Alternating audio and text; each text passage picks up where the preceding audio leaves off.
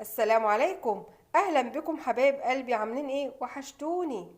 الجو برد وعايزين ناكل حاجة حلوة تدفينا. تعالوا وانا اقول لكم نعمل ايه بكوباية الشعرية دي.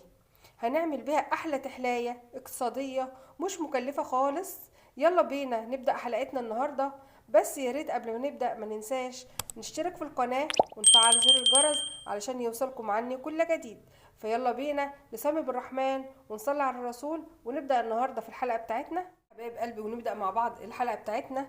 أول حاجة أنا جبت الحلة اللي هشتغل فيها وهحط فيها كوبايتين اتنين من الحليب. بسم الله.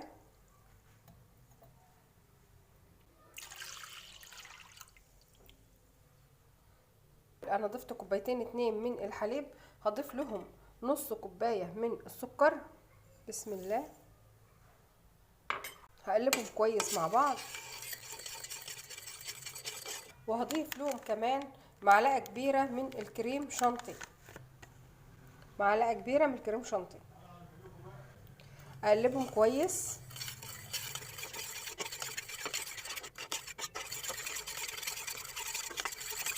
وبعد ما اندمج كل المكونات كده مع بعضها هضيف كمان فانيليا.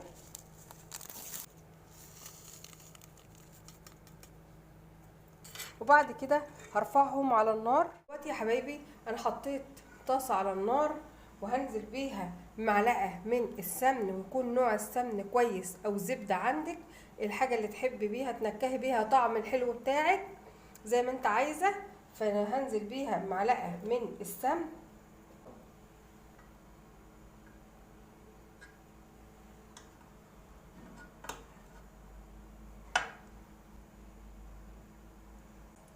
وبعد كده هنزل بكوباية الشعرية.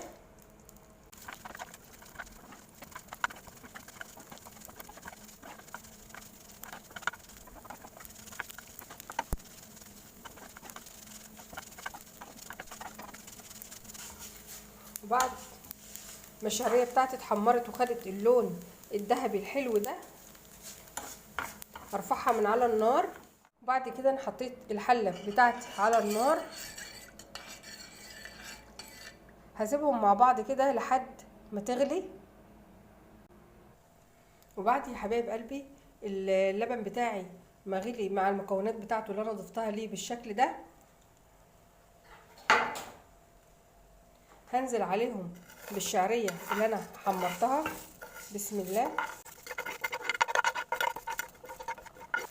وكمان هضيف شوية من الزبيب،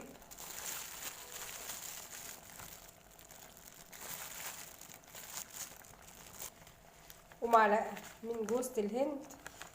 معلقة من جوزة الهند.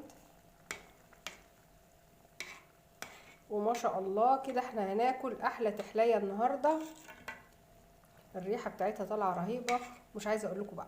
طبعا انا هيبقى معايا مكسرات تانية، بس المكسرات اللي هي زي الكاجو والبندق او الفستق او الفول السوداني ما ينفعوش يتحطوا وهي بتتسوى، لان بتطرى وما بتبقاش حلوه. فانا انصحك ان انت بعد ما تكوني خلاص هتقدميها ساعتها بقى حطي اي نوع مكسرات موجوده عندك متوفر حطي فيها. بس هي كده ما شاء الله، يعني هي كده ايه، هنقول بقى نسيبها تتعايش مع بعضها على ما الشعريه تاخد غلوه والتانيه خلاص بتطفى عليها، هي بتكمل سواها مع نفسها. فهي اصلا مش محتاجه اكتر من كده. وهطفي ايه عليها النار ونقدمها مع بعض ونشوفها في طبق التقديم.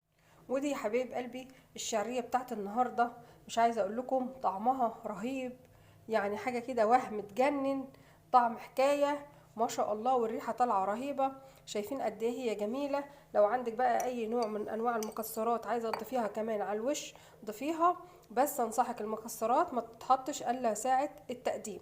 فزي مثلا انا عندي شويه سوداني كده شايفين اهي ما شاء الله، تضيفي عليها اي حاجه انت عايزاها براحتك خالص.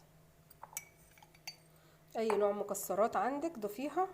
شايفين ما شاء الله الريحه طالعه تجنن والطعم رهيب. ودي كانت حلقتي معاكم النهارده يا حبايب قلبي. فيا رب الطريقه بتاعت النهارده تنال اعجابكم، وطبعا يعني ما تنسونيش بتعليقاتكم الجميله. والسلام عليكم.